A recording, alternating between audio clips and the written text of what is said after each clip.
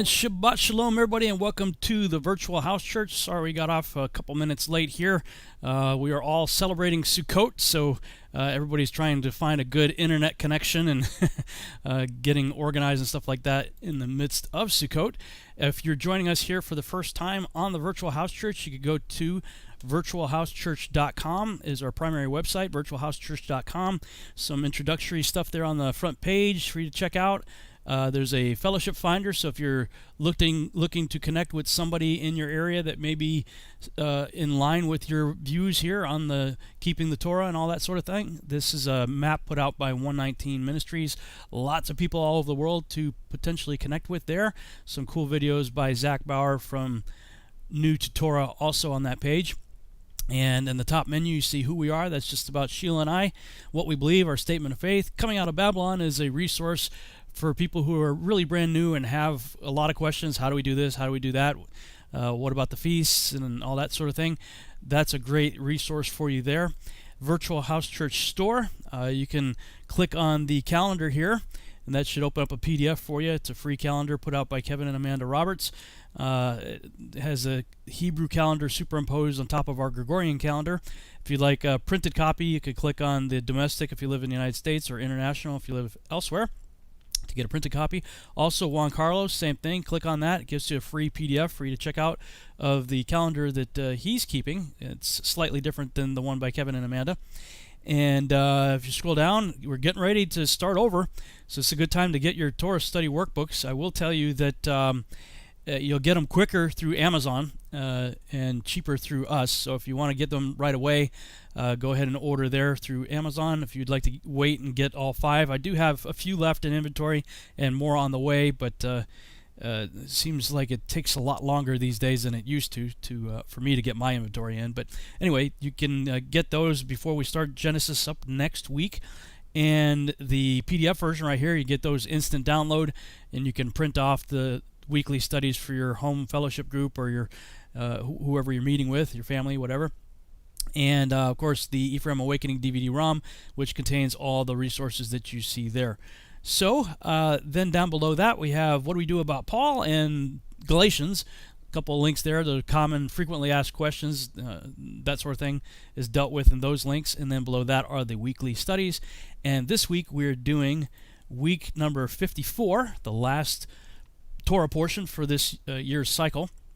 You see the scriptures on the right-hand side there. Hopefully you at least took the time to read those scriptures. We'd like you to do that before you join us if you can. Read through the scriptures and or listen to the broadcast from 2013 or watch the broadcast after that we did. This is a ministry called Parsha in 60 Seconds, and Parsha is the Hebrew word for study. And basically what they do is they distill the Torah portion down to 60 seconds, so we can go ahead and listen and watch that to get us started here.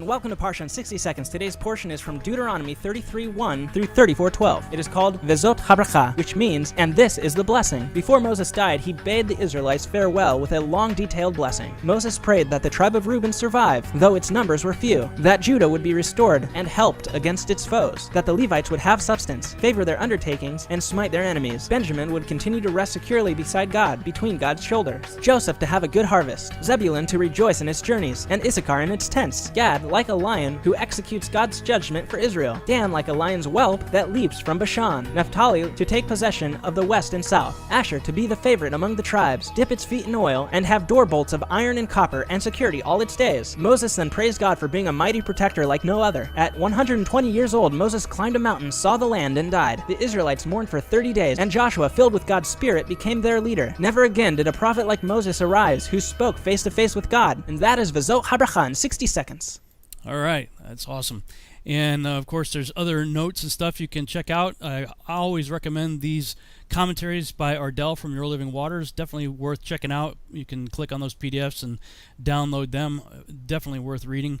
And some other notes from previous years here on the show page. And of course, we end, as usual, with the Psalm 91, the prayer of protection for end times right there. So let's see, one other thing to cover here, and that is, if you haven't already, you need to vote today. Vote today, not for presidents or any persons in Congress, but for the Virtual House Church logo that we are trying to decide on here. I've got all the submissions that people had gotten to us by Wednesday. Wednesday was the deadline, and so you can look at all of the ones that people have submitted here, and I have already voted here. So if you've already voted, you probably have a screen like this. If you want to see the results, you can click on that, and after you vote, it'll show you the ones that are have already been voted on and which ones are winning. So what we're going to do before Jake has to leave early today, I'm going to go through this probably in the next half hour or so. So be sure to start voting now if you can, and I'll check this again and then try to really quickly put together a top 5 page, and then Juan Carlos, Jake, and I will decide from the top 5 what the winner is. So right now it looks like logo design number 25 is in the lead. This one right here, and by the way, you can click on the picture if you want to enlarge it. If it's too hard for you to see, you can just click on it and then hit the back button in your browser to get back to the page there. So I will put the link to this page in the chat room here on YouTube, and it's robschannel.com/VHC-logo. That is the URL, and I just put the link in the chat room, so be sure to vote in the next 20 minutes or so we can kind of wrap this up and get ourselves a new logo. All right, now with all that said, let's go to my co-hosts here, Juan Carlos and Jake Grant, all of which are celebrating Sukkot. Hey guys. Shabbat Shalom. Shabbat Shalom. Shabbat Shalom. Hey, so Juan Carlos, you're on day 4, I think, on your calendar of... Yes. Today I'm in the day 4. I started Sukkot on Wednesday this week. So have been enjoying Sukkot so far. It's the best time of season of the year, you know. Yeah. Are you doing it with any fellowship, or are you just doing it at your house, or what are you doing? Actually, I was invited outside of the city to a place that I built my own sukkah. First time in the year, so many years waiting to build a proper sukkah. So I did it this year. So yeah, now I'm in my apartment just to join the Virtual House Church, but tomorrow I'm going back to the place to keep celebrating Sukkot with the family. Very good. Yeah, we are just doing it here in our backyard right now. So, Jake, where are you doing it? You're doing it with Steve Mutria's group, right? Yeah, I'm down here in southern Missouri, here in the Ozark foothills. This is the biggest Sukkot I've ever been to. It's amazing. Nice. There's like probably 100+ people here, big families. There's more kids and families here than I've ever seen at Sukkot. So we're super excited to be here. Right now I'm connected to a camp Wi-Fi outside of one of the offices, but yeah, we're really having a blast. We're on the first day for our calendar here, and we're just having a blast. I had my in-laws come up from Kentucky and my parents both, so we have a whole bunch of family here, and it's just a blast. Yeah, that's fantastic. Is it at a campsite, or somebody's property, or where is it? Yeah, it's a private campground at the back of a big state park here in the Roaring Rapids State Park or something like that. Yeah, it's a blast. They're actually doing tour portions right now in the big hall, and so I snuck out so I could jump on with you guys for a little while. But it's just awesome, guys. They're doing a giant open forum tour portion right now in the big hall, and there's probably 200 people in there. And Steve's reading through the tour portion and then saying, all right, questions, comments, concerns. And they're all, people shouting out different theories and thoughts and adding to the teach. It's amazing. It's so beautiful to see. Yeah, that's fantastic. Oh, man, that sounds like a lot of fun. Yeah, I kind of missed that. It's been a while since I've done one with a whole group before. It's just sometimes it's really difficult for us to manage all of that. But Sukkot's generally always a good time. It's a lot of fun. And, we're still enjoying ourselves even in the backyard, but it's not quite the same as being with a large group of people. And what I really love about Sukkot are the campfire discussions that tend to happen after dark when we go way into the night debating heavy things. That's something I really enjoy. Although the last one, I have to say, the last one that I did with a large group of people was not quite as fun as previous ones, because for some reason that particular year was the year that a lot of people started questioning Paul, and worse, Yeshua. And at that time there were a lot of people that were trying to say that Yeshua wasn't really the Messiah, and that he was an idol and we shouldn't have anything to do with him. And I was like, what is happening here? And Wow. I was quite frustrated at that one. That was not so much fun. I enjoy a good discussion and love a healthy debate, but that was over the top for me at that time. So hopefully you guys won't run into that. Yeah, they made sure before everyone came here, they went out and made sure everybody was on the same page with our Messiah is the one and only Yeshua, and that we hadn't denied him. And so that was kind of the only prerequisite, no matter where you stand on round earth, flat earth, how to pronounce the name, whatever, all different types of people can come. Just make sure you haven't denied our Messiah. And that was the most important thing. And it's a great time to come together, and that's at least a good baseline for people to come, and we can discuss all these other topics, but that's the most important one to have down for sure. Yeah, fantastic. Well, I mean, that's what I call the core essentials. So it's like you got to have that down. You got to get that right. All the other stuff, sure, let's debate, let's have fun, let's have some civilized discussion about it. No problem. But glad that they did that, because, man, it can get really rough if people aren't, at least united in that. Yeah, I wanted to share with you guys last week. The reason I missed was because we had a big national coordinated baptism, and I wanted to tell everybody how well it went. Yeah. We had 17 different ministries all over North America, all baptized people at the same day on the same time frame, and hundreds of people all over the United States got baptized in the name of our Messiah, and it was just awesome.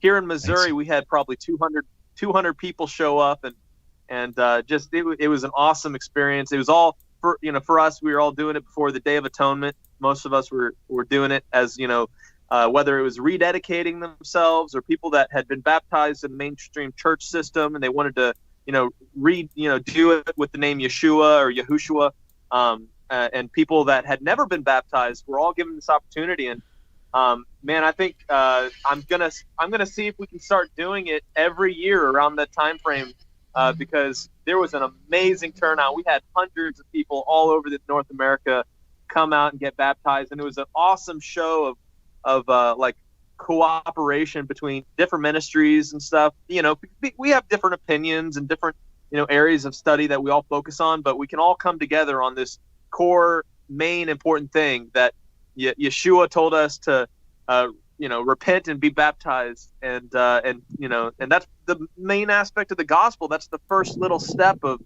obedience, is to just do that almost little silly act. With that Assyrian prince came down, and he wanted to get healed.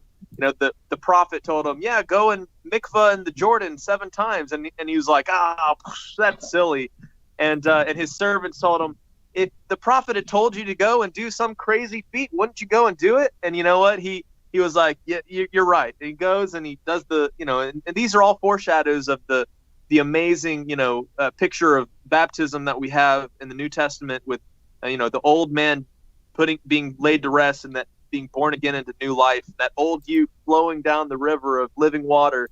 And a lot of people all over got to experience that for the first time or rededicate. And I just want to tell you guys how that went. It just was awesome, and we're going to be doing it more. I think there's a lot more people out there that would love to, step out in faith and walk that out, that haven't had the opportunity, and so I'm just all excited about it because we it's a great time to do that around the feast. We know historically people would mikvah before the feasts as a preparation, as a outward sign of repentance. And especially coming up into the Day of Atonement, that's definitely a time of introspection and reflection and repenting of all the stuff. And so, it's a great way to symbolize that sign of repentance. And and it's also a very important thing for being baptized into the name of our Messiah. And so, anyways, I wanted to share that with you guys. Yeah, that's fantastic. That's wonderful. I saw some of the pictures and stuff you were posting. That looked like quite the event. Very cool.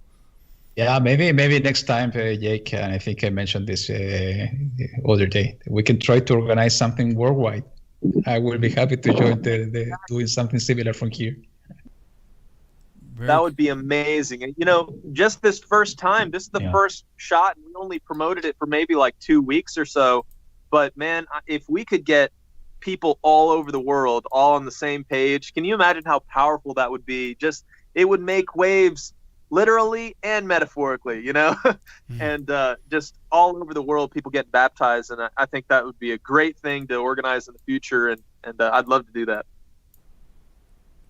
Yeah, fantastic. Yeah. All right. Well, since Jake, you got to go early, we'll start with you. What were your thoughts on this final portion from the Torah in Deuteronomy? I thought it was such a fascinating parallel with the blessings of Jacob. When Jacob blessed the sons of Israel, he had various blessings. And I was wondering if you guys had looked into that. I didn't have a chance to do a comparison yet with the actual blessings in Genesis. But isn't it so fascinating that in the same way before Jacob died, he blessed the 12 sons, and Moses, before he died, gave them, also blessings. And I just found that really fascinating. I think it's important that we recognize that Moses, the humblest man who lived, right, didn't make it into the promised land. And I know we talked a little bit about this in previous Torah portions, but I think it is a very important thing, and this is tied to, we don't want to deny our Messiah, because no matter how much Torah you have, unless you receive salvation given to us from the act of dying and raising again and putting faith on the name of the Messiah, you won't get into the promised land. And that's how we have this amazing parallel in the Torah with Moses. He could get us up to the looking into it, but he didn't get us into the land. It was Yahushua, it was Joshua that eventually delivered us, delivered the children of Israel into the Holy Land. And in the same way, it's important that we recognize that our Messiah is how we make it all the way in, and because he's the one that has made it possible for imperfect men to be reconciled to a perfect Creator. And so I was just really fascinated with the various blessings of the children of Israel. One that right off the bat that stood out to me, I believe it was I'm looking here, just making sure it's the right one. Is I think it was Gad or Reuben who says he will not. Let me find it real quick here. Reuben will live and not die, but his men will be few.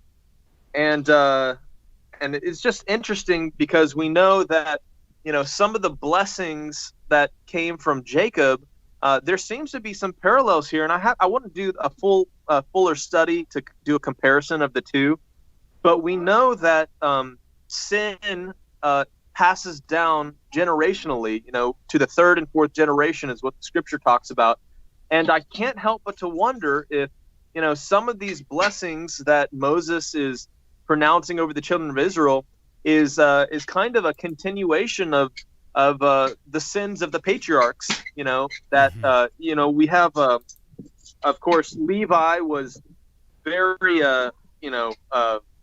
very zealous, and we have that story of Levi and his brother going into to kill the men who had raped Dinah in Shechem, and whenever you look at some of the other extra biblical writings, we find that Levi was very zealous for like the priesthood and kind of the more priestly aspects of the his heritage, and so I think there's a lot of interesting parallels here, and I would love to see if anybody who's watching this, if maybe they compared, the various blessings of the sons of Jacob, through, Genesis and also here in Deuteronomy, and maybe there's more we can learn. That I think there's interesting characteristics that are placed on each of these children of Israel, and whenever you talk about Ephraim and Manasseh, an interesting thing that I've been learning recently is how Jacob, whenever he prophesied over Ephraim, he said he will become a multitude of nations. He said that Manasseh will become a great nation, but he said that Ephraim will become a multitude of nations. And in a way, in his blessing that he was placing over Ephraim, one of the sons of Joseph, he was almost telling him, guess what? Your descendants at some point are not going to be part of the nation of Israel. They're going to go off into the nations. And so in his own way, he was prophesying over them about the northern house and the dispersion that would eventually happen because of their idolatry, because that only became possible whenever they sinned, and then they were eventually cast out and scattered into the nations. And, Ephraim lost their identity as a tribe of Israel and became a multitude of nations. And so, there's just some really important things here with these blessings. And I think, some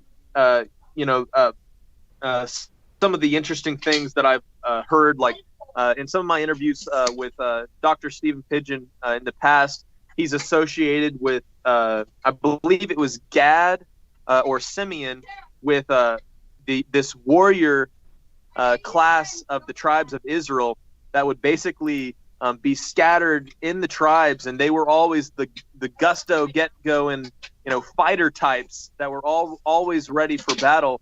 And he eventually traced their lineage to possible ancestors of the Spartans, which is it's a plausible thing based on some of that research, but just some really interesting things about where these tribes ended up and who they were throughout history, because if these blessings are placed over them by Moses and by Jacob, then maybe we can trace some of these qualities, some of these traits throughout history, and we're able to maybe identify some of their likely descendants. And of course, we know that the tribes have thoroughly mixed in with the nations, and many have, intermingled and lost their identity. But it's just very cool. I kind of had this idea, like making a bunch of T-shirts for each tribe, and each color T-shirt will be the color of like one of the stones, because we have on the breastplate of the high priest. We have the breastplate of the high priest with the various colors, and like I had some cool ideas about that. But anyway, so those were the main things that stood out to me, that I just wanted to do further study in the future. But also just the fact that, can you imagine how Moses would have felt going through all of this trouble over the years, and all he gets to do is look out over the promised land, and he didn't get to go in. Man, that guy went through so many heartaches and bad experiences, and so he's like, all right, getting to look out over the Holy Land. So maybe he gets his experience to get into the Holy Land whenever the resurrection happens. And so maybe that's his consolation prize, I guess. But the one thing that's fascinated me is how it talks about at the end of the Torah portion how nobody knows where Moses died and was buried.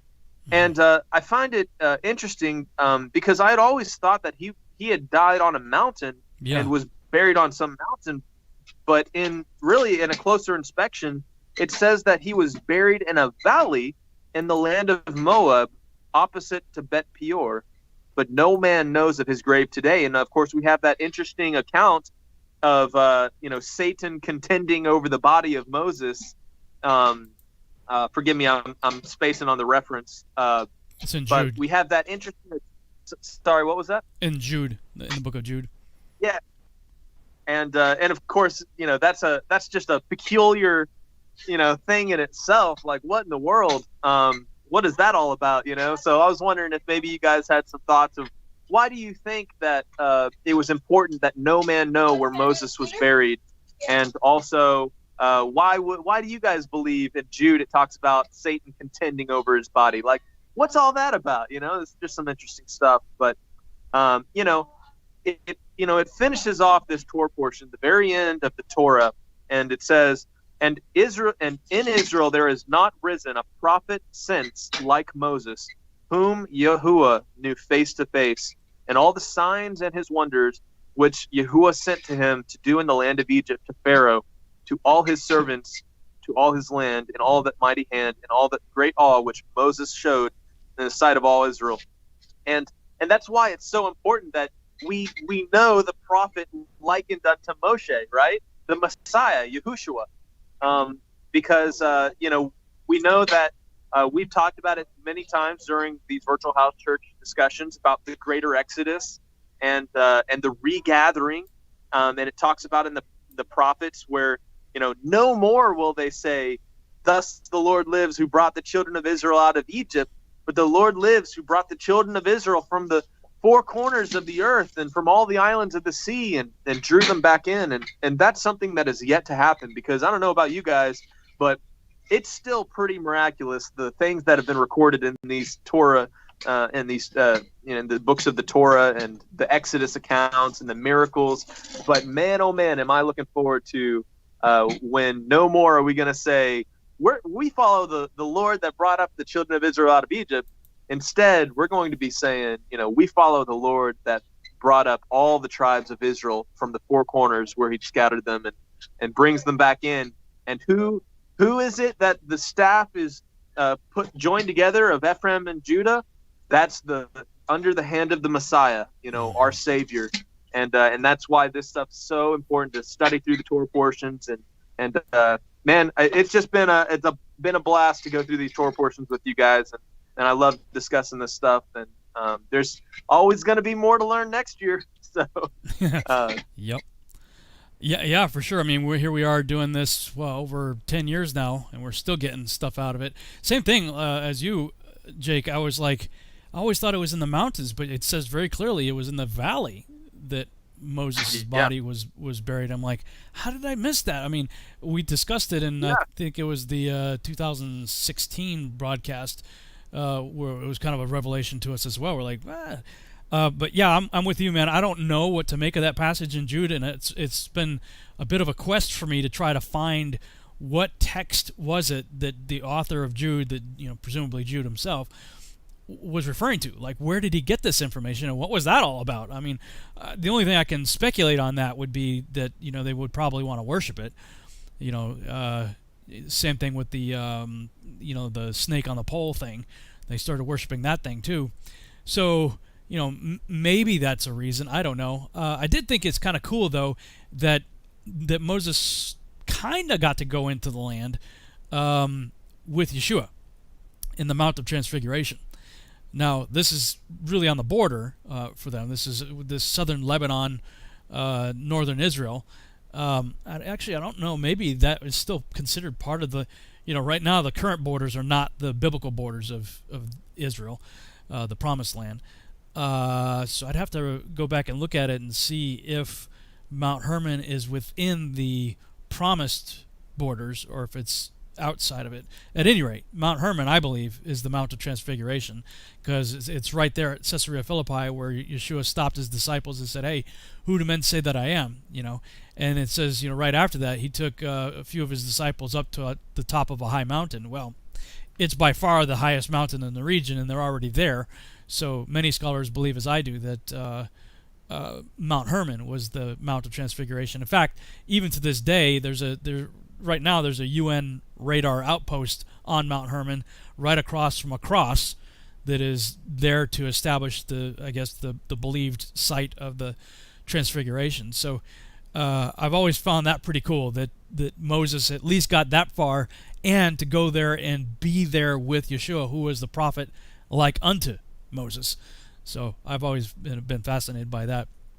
Juan Carlos, what are your thoughts? And after Juan speaks, Jake, if you need to go, we can go ahead and do the vote real quick. So everybody, while Juan Carlos is talking, please go to robschannel.com/VHC-logo. If you haven't already, I'll put the link again in the chat room, and you guys can give your final vote. And what's going to happen here is you guys are voting for what will amount to the top 5. And so you guys are the votes, the people, and you might think of us as like the Electoral College if you want to, because then we're going to, regardless of what you think is the number 1 of the top 5, we're going to go in there, look at the top 5, and then we will decide what we think. And I guess we'll let Juan, Carlos, and Jake go first, and then I'll be the tiebreaker that either confirms or denies what you guys come up with. All right, so with that said, Juan Carlos, what are your thoughts on this week's Torah portion? Well, I think we shared with Jake many similar topics regarding what's interesting in this portion, Rob. Myself, I have not done the clear, deep study on the blessing here, and I think I have my notes here in the scripture that is something really interesting to go and study more deeper details because of the different parallels between the blessing given by Jacob and also the blessing to the whole Israel, and to see what's the different blessing to the different tribes. You know what caught my attention, and this will deserve, as I said, a deeper study, that the only 2 tribes that got a bigger blessing or more extended blessing was the tribe of Levi and the tribe of Joseph. Yeah. So this is really interesting, considering the importance of the tribe of Levi.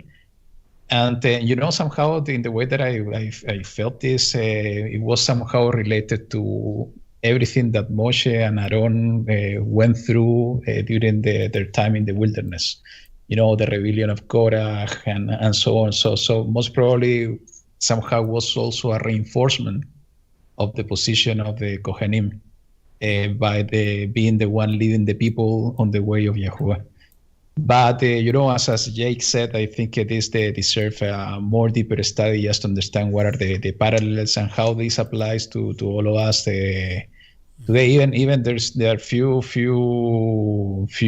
items here in the first 3 verses that I'm quite sure that this is related to the end times. When we read in the verse 2 that the Yahuwah he shone forth from Mount Paran and came with 10,000 of set apart ones. It resonated within me to something similar that we read in the book of Yehuda, the book of Jude, when he's rephrasing what is written in the book of Enoch, that the Yahuwah will come with thousands of myriads of the set apart ones. So there's some kind of a parallel there that it will be interesting to study. So, but what specifically caught my attention, this is what I wanted to share today. Is in the way that is the chapter 33 is finishing, and it's resonated really much on me because somehow it's a message for all of us in these last days.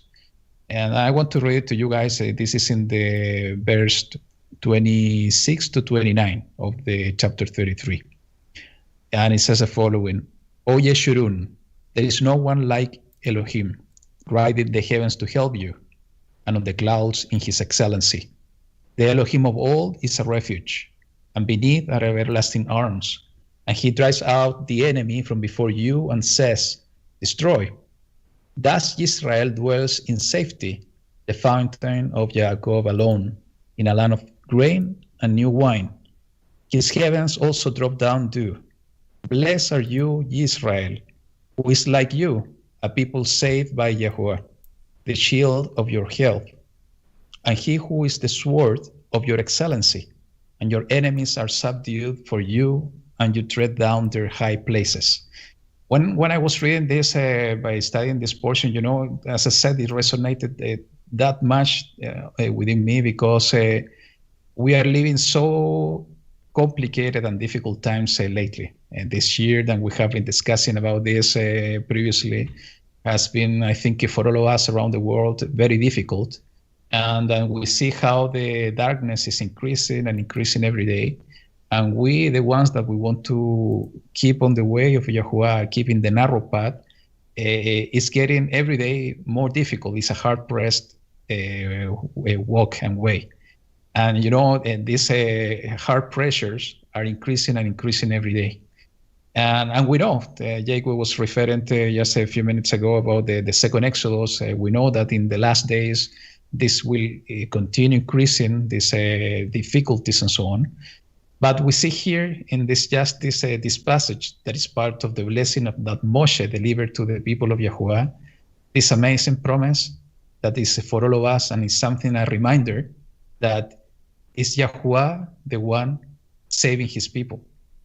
Is the Yahuwah the one fighting the battles for us. And this is part of the blessing, the amazing blessing for all of Israel. And we are part of Israel. We are celebrating Sukkot now. And the meaning of Sukkot is so amazing. I was sharing in a video in my channel the other day that, the significance and the profound meaning of Sukkot is such a blessing that is basically is the establishment of the kingdom of Yahuwah.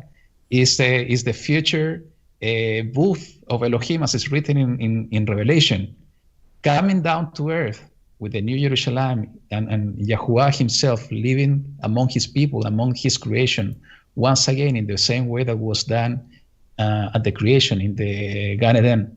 So we see now during this time of feast that this amazing blessing of protection, and a reminder for all of us that no matter that we are going through difficulties, no matter that we will go even through very hard times in the near future, is Yahuwah the one protecting us?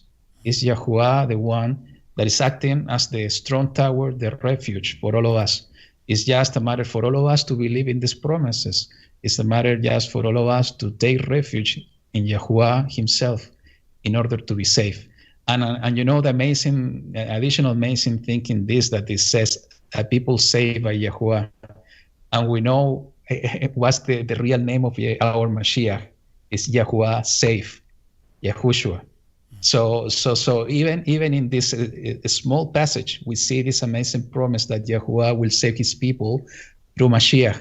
So this is something that I resonated to me really much, and I wanted to share with you guys. Because it's something for us in these days. It's through Yahushua, just taking hold on his hand.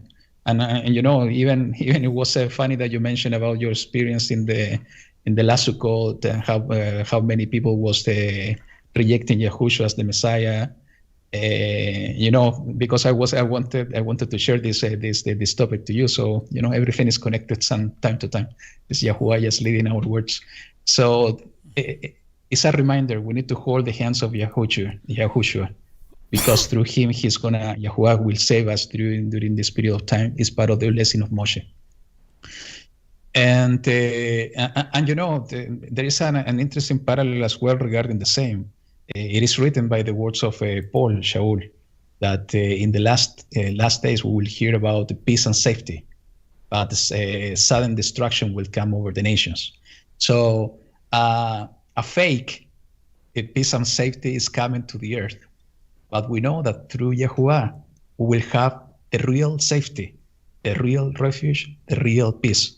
And there are few passages that, is really interesting. I want to share with you. It's in the book of Jeremiah, chapter 33, verse 16, just to reinforce this idea. What is it? Hang on a second. Jeremiah what? Jeremiah 33. 33. Okay. All right. Verse 16. Okay.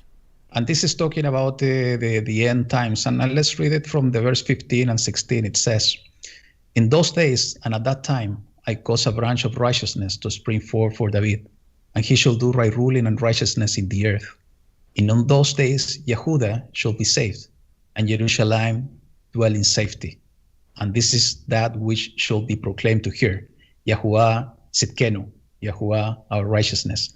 So we see this also, this parallelism, that we will see a fake peace and safety But just by reading this amazing blessing at the end of the blessing of Moshe, that the real safety and the real peace, we will have it directly by the hand of Yahushua, when the kingdom of Yahuwah is going to be established. And this is the amazing connection as well of what are the feasts that we are celebrating now.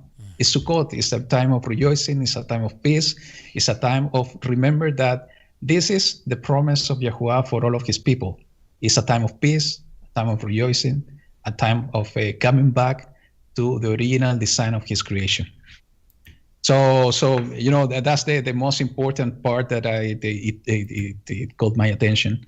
And the second thing that I think Rob or you mentioned this is about the faithfulness of Moses. He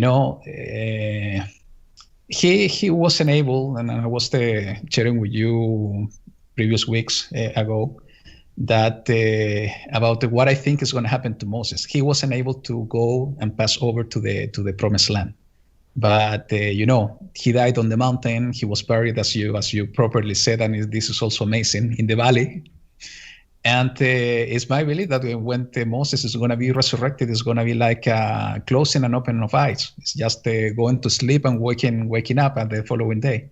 So for Moses, it's going to be just these 2,000 or 3,000 years or so.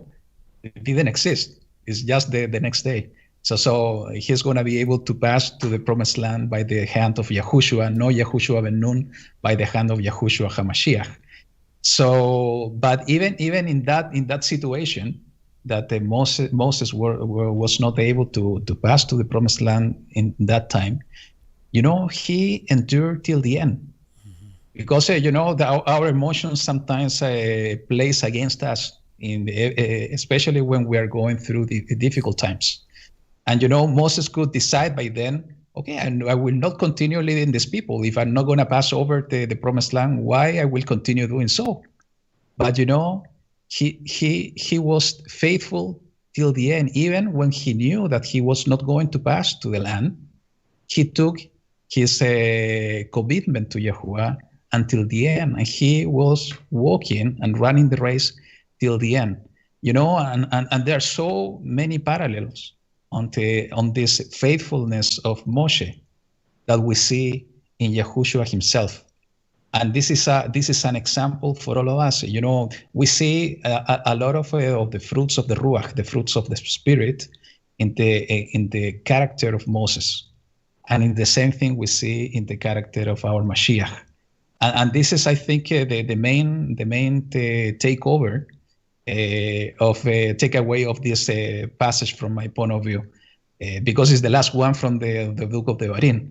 We have been going through the entire the portion of the Devarim, how Israel were walking in the wilderness, all the experiences they went through, the difficulties that Moshe went through with these stiff-necked people. But even so, he stood, and he was faithful to Yahuwah until the end, showing this self-control internally, with the exception of what happened in the water of Marah. Even being a really peaceful guy, in the same way that Mashiach was. So all the fruit of the spirits we see in Moshe. And this is an invitation for all of us, that even that we go through difficulties in our lives, in our day-to-day, that we need to see this example in Moses, that we need to see this example in the servants of Yahuwah through the scriptures. We need to see the example and the character of Yahushua HaMashiach, and we need to imitate them, because this is what Yahuwah is expecting from his children, from his people, from his sons. So and this is also connected to what I said before. We will go through difficulties. We are going already through difficulties, but we need to remind ourselves those examples, that even that we are going through difficult times, we need to hold fast to the hand of Yahushua. We need to hold fast on the purpose of what Yahuwah called us to his way, and to endure until the end. This is one of the main takeaways from my point of view, and the examples of Moses to all of us. So I don't know, guys, if you want to comment on these points. Yeah, very good. Jake, any comments on what Juan Carlos had to say? Yeah, just one. I wanted to throw out one quick parallel between Moses and Yahushua that I never really understood before, but it just recently kind of dawned on me with this whole baptism thing, and it'd been kind of on my mind and stuff. But the process by which Moshe was named was the daughter of Pharaoh. Okay, named him Moshe, which means being drawn from water. Okay. And so, in the same way, we have Yahushua, whenever he went and he got baptized by John the Baptist, says, "This is so that all righteousness may be fulfilled." Yahushua also was drawn from the water, and he heard from heaven that voice that says, "This is my my son with whom I am well pleased." Right? Well, the amazing parallel is that if we are to follow after our Messiah's example, one, it's another good reason to get baptized, but also it's a parallel with the adoptive process of becoming fellow heirs into another type of royal family, just as Moses was drawn from the water and adopted into the royal family, with the daughter of Pharaoh.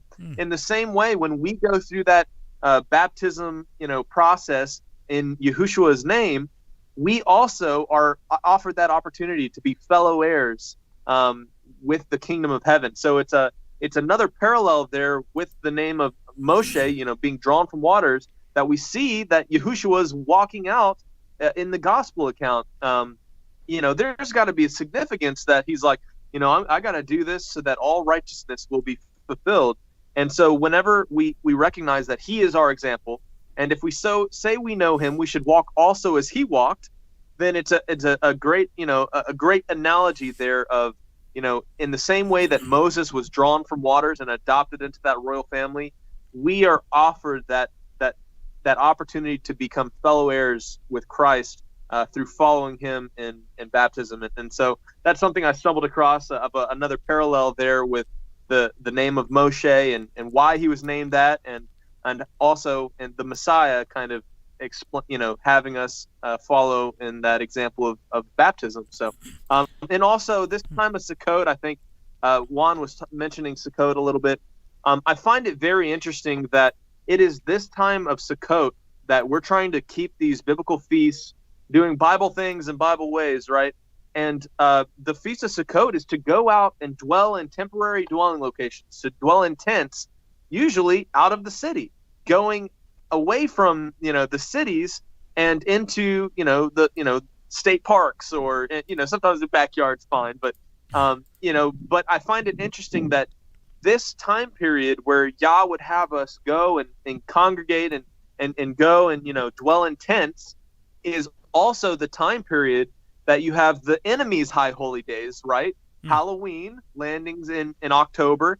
And what is the premise of Halloween? Well, people dress up as ghouls and goblins, and they go into the cities, going door to door and all interacting in the cities, while we as believers often are drawn out and go camping. So, it's just it's an interesting time period, and there's a dichotomy there that really does show a separation with believers and the world system and how they celebrate their holy days and how we celebrate Yahuwah's days. Yeah, boy, you just said a whole bunch of stuff that's got me thinking. I'm not aware, maybe there is an example. Can you guys think of an example of baptism or a baptism-like scenario prior to Moses being drawn out of the water? I can't think of anything. No, me neither. Well, I know we have the example of how in the creation account, there was water. Right, life and was then drawn from out of the the water. Waters, is born, the dry land separates from the waters, and, how the firmament is placed between the waters above and below, which is a representation of almost a womb, and we're here in the middle, So, if we go way back, that's some like Brad Scott, kind of agrobiolinguistic, ancient, looking into the very first few Genesis verses. Really, I'd have to think about that one. I can't think of anything like more explicit. Yeah, I think it might be onto something there, because he's the prophet like unto Moses, and just like his life was in danger as an infant, and he was hidden away. We have Yeshua in a similar situation, and Moses is drawn out of water, and by the time of Yeshua, baptism had been taking place. I mean, that was obviously a thing back then. That's interesting, man. Nope. Well, was an example of he'd been coming saved through water. Saved through water, yeah. Yeah. I was even just thinking as a counterfeit of that the beast comes out of the sea. Oh yeah. Of Revelation. So there's that would be a counterfeit of that. But yeah, man. I mean, a lot of interesting things to chew on that you were just talking about there, and also, we have true beast feast taking place in the month of October with Halloween. I mean, that's about as evil as it gets. And for churches to do, we're doing a fall festival, they do that, as a substitute for Halloween. But many in the church won't do the actual fall festival of Sukkot. Kind of bizarre. Oh, yeah. All right, let me switch over here just a second. And I'm just going to put up the, let me see if I can put up a hold screen here while I get a few things organized on this side here. So we'll call an end to the popular vote, so to speak. 217 votes, it looks like, total. Let me just double check something. 29, 28, 26. Yeah, okay, cool. So let me share this on the screen. You guys have the other link, right? I gave it to you in the Skype chat. So... let me switch over to this other screen here, and we'll get the final tally. Just a second here. Boom. Okay, so over on the Virtual House Church logo competition page, we've got a total of, let me just refresh, make sure. Yep. Refresh, 217 total. So we're counting the ballots here, folks. We're not going to have any missing ballots in the garbage or in the river here. Okay, so by popular opinion, logo number 25, that was this one right here. 25 and 26 both placed in the top 10. The only difference I can tell between 25 and 26 is the highlight of the Yod He Vav He in the middle. I think that's the only difference between the two. So we had 25, 29 is for the biblical cosmologists out there. And 9 is this one here. And I already talked about 26, and 21 is this one right here. So I created a deciding the top 10 winner page, and that would be this one right here. So with the same ones, 25, 29, 9, 21, and 26. Let me just go back and look at that again real quick. Make sure 25, 25, 29, 29, 9, 9, 26, and 21. 26 and 21. Okay, so, Jake, since you got to go first, why don't you go ahead and tell us which one you think is the favorite of the top 5 for you. All right, here. Am I on mute here? Oh, no, okay. I can hear you.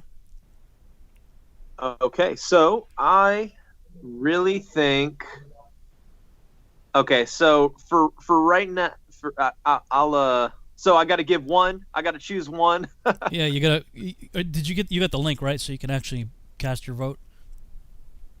I don't know if I can cast my vote, but I am looking at. Okay. The top 5 here. Yeah, if you could see the top 5, there should be you should also see a vote thing on the right side of it, or scrolling down. Gotcha. Okay, yeah, I can't see that. Cool. Okay, gotcha. All right. Should I just say which one I'm liking, or well, what? Yeah, go ahead. Go ahead and talk through your decision. Like what did you like about it, and which one do you think? Okay, so I really liked how easy to read and poppin' logo number 9 was. I I did like how that stood out. Comparatively, the only other one that popped out as much to me was 28, I think, but that one didn't make it into the top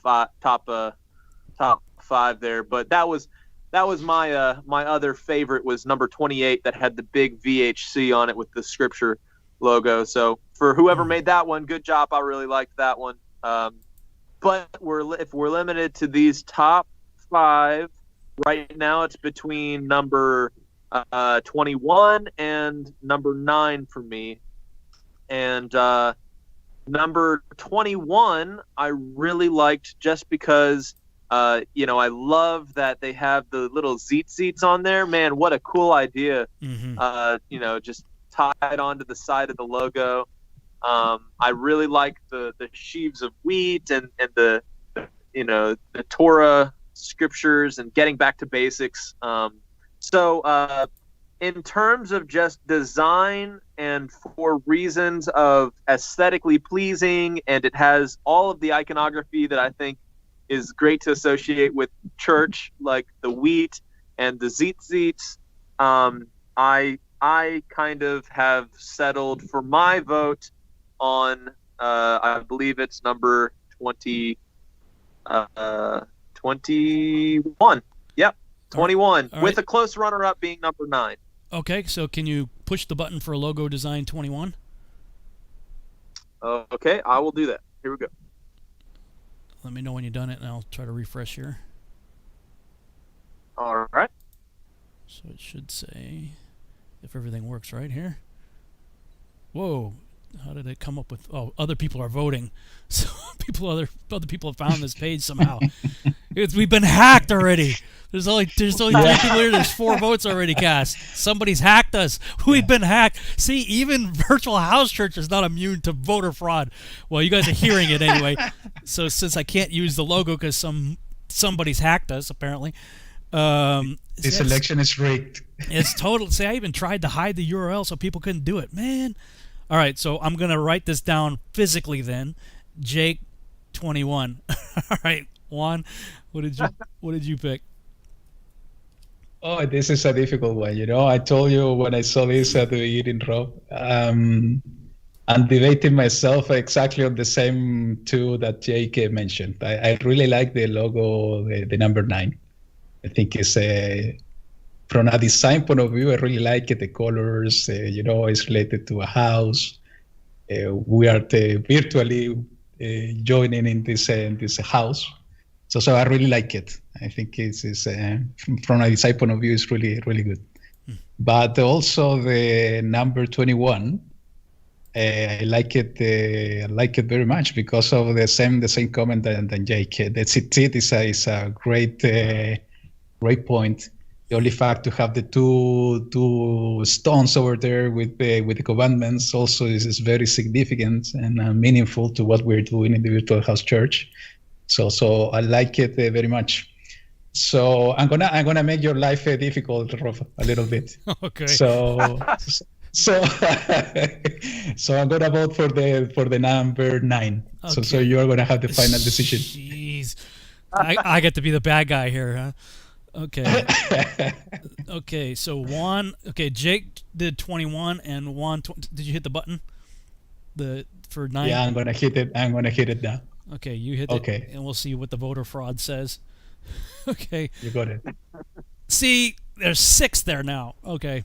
All right. So anyway, we'll know that this has been hacked. There hasn't been 6 votes. There's been 1 vote by Jake for 21, and Juan Carlos for 9. Man, it was difficult, man. There was going back to the other page here. First of all, thank you to everybody that contributed, that played a part in this.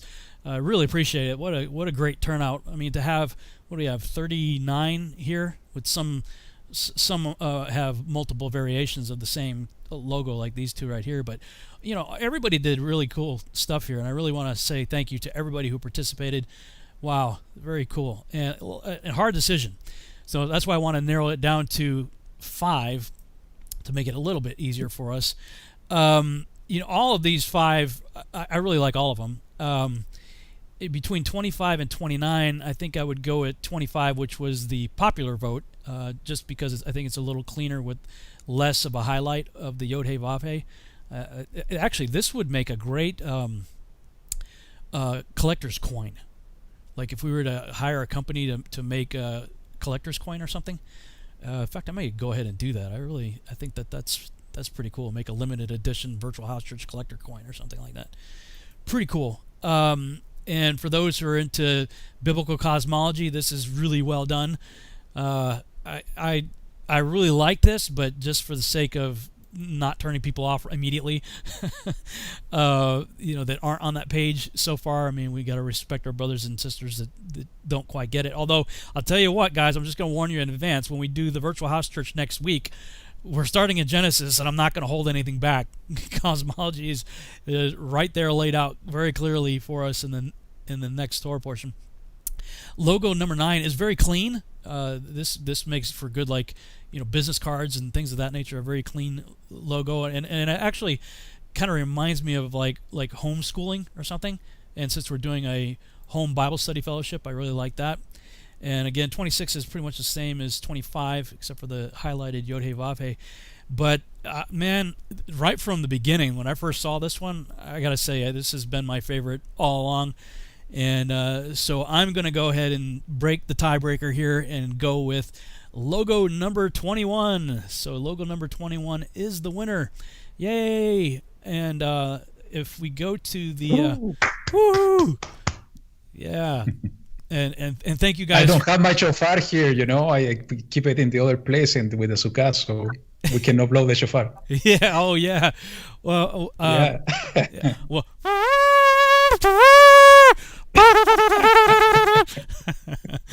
Let me go back to this, and I'm going to go ahead and put my vote in for 21, and then see what happens right here. Well, even with the voter fraud, it was still 21.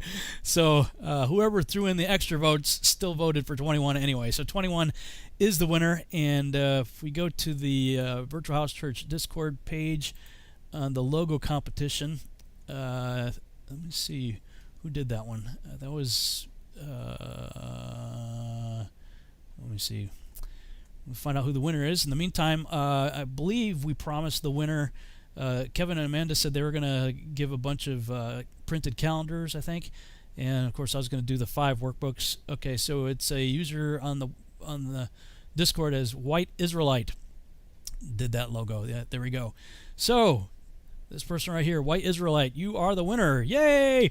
And so we'll have to get your contact information, and then we can send you your prize on that. And for those who are not yet joined up, I'm going to go ahead and take this opportunity. With our Virtual House Church server, there's a link right there in the chat room for those who would like to join in the conversation for other things. Maybe we'll have other competitions in the future, but there's different rooms you can have the general conversation. Of course, we just did the logo competition. Hebrew learning, biblical cosmology should heat up next week probably. Prayer closet, what about Paul? And I'll probably be adding some new channels to the server shortly. So anyway, let me switch back here. Jake, any parting words? I know you have to get going. Anything else you'd like to say before you leave on either the Torah portion, the half Torah portion, or anything else in general? Yeah, just it's been so great getting to study with you guys, and I'm excited to get started once again going through the cycle, and I hope everybody has a blessed Sukkot. Whenever, whatever day you're on or whatever, this is an amazing time where we're actually commanded to rejoice. Like, oh, how terrible and a bondage and oppressing that is. My goodness. He says, rejoice before me. And so, I hope you guys all have an awesome time keeping those hard commandments to keep, right? I'm just so excited that get to come and fellowship with other people, and I hope everybody, no matter where you guys are or how you're celebrating it, that it's a blessed time and you guys are filled with joy, because this is the time that when Yahushua came down from his big fast, right, he was tempted by Satan, that he came down to Jerusalem and declared himself the fountain of living water. And that is so significant, and is through our faith in him that really we find that fountain of living water And that's the same thing that he shared with that woman at the well, right? I come and drink from me, and I will give you waters where you'll never thirst again. What does that mean? Well, our Messiah is why we celebrate these appointed times. This is also a likely time period for his birth. There's of course the Feast of Trumpets, possibility out there, but also the Feast of Sukkot is another likely time that he could have been born. Born on the first day, circumcised on the 8th day. So, whenever people look at these feasts and why you're keeping them, don't let any man judge you for new moons and festivals. Whenever you're coming out of the pagan system and the world's holidays, don't let people judge you when you're trying to keep Bible things and Bible ways, because they are all so crammed full of information and characteristics that we can learn about our Messiah. And so it's an amazing blessing that this is maybe my third, maybe fourth, like really Sukkot that I've really tried to practice. My first Passover was 2015, and it's just been an amazing journey of learning these things. And every year there's all new types of revelations and insights that people bring to the table because we're all coming hungry, to discuss the word of Yah. And so it's so exciting to be, here in this time and, rejoice because it's the feast is here, and we've been waiting all year for it. So I hope you guys have a blessed time, and I'll see you guys next Virtual House Church. Shalom. All right. Thanks so much, Jake. Amazing. Hey, tell Steve and everybody else we said hi for us. Wish we were there. All right. All right. Kasameach to everybody. Thanks, bro. Bye. Okay. Well, that was fun. Oops, there we go. Yeah, it was really fun, Rolf. We were waiting, just to get to Sukkot, and not only to that, also to have this voting for the logo of the virtual house. It was really fun. Yeah, unbelievable. Even that, I tried to make it as secure as I could, and all that stuff. It's just, boy, it's kind of sobering how votes, it's like our votes don't really matter, in this country as far as I'm concerned, because the Electoral College alone shows you that our votes don't really, the popular vote can be whatever it is, and the Electoral College can just totally overturn it. But still, there's so much fraud going on that it's hard to know what the truth is, and it's surely going to be contested. Even here on the Virtual House Church, we had problems, and I tried really hard to set up a system that wouldn't get hacked and whatever. But anyway, that was fun. I enjoyed it, and again, thank you to everybody that participated. I really appreciate everything, and all the logos were really good in different ways. But I think that logo 21 definitely had all the elements in it, including the seat, which was really cool. So yeah. I may get with the creator of that logo and maybe tweak it just a little bit as far as the colors go to be a better match for the website. Although I will say I'm also working on a new website for Virtual House Church. This website, it's been around since like 2013, and it was done on Google Sites platform. I'll probably do it on a different platform and make it a lot more of a cleaner website than it is right now. But anyway, changes are in the works and all that stuff. But back to the Torah portion, you were talking about, well, actually both you and Jake were talking about Sukkot and what it means now as well as back then, and what it's going to mean in the future. And I think you mentioned it, or somebody, or maybe I was just thinking it. Did you mention Zechariah chapter 14? If you did, no. I think we didn't mention this. Okay, so this is quite important. What is written over there? Yeah. Let me switch over here to Zechariah chapter 14. Why should we keep the feast? Why? These are Moedim. They're appointed times of Yahuwah. These are not the feast of the Jews. Leviticus 23. These are the feasts of Yod He Vav He, feast of Yahuwah, and they are Moedim, appointed times that we are to Mikra in Hebrew, which means rehearse. Why do you rehearse? You rehearse to get it right. when there's the main event, you better know your lines and know your mark, and do what the script says. And well, we're going to be doing Sukkot in the millennial reign, and so you might as well start practicing now, because it is all designed to be set up as a foreshadowing of what's to come. And in this end times context, we see in Zechariah chapter 14, I'm going to begin here in verse 16. And it shall come to pass that everyone that is left of all the nations which came against Jerusalem shall even go up from year to year to worship the King, Yod-Heh-Vav-Heh, of hosts, and to keep the Feast of Tabernacles. I found this interesting because it talks about everyone that is left of the nations which came against Jerusalem. Presumably, this being in an end times context, basically this is those who survive Armageddon, it sounds like.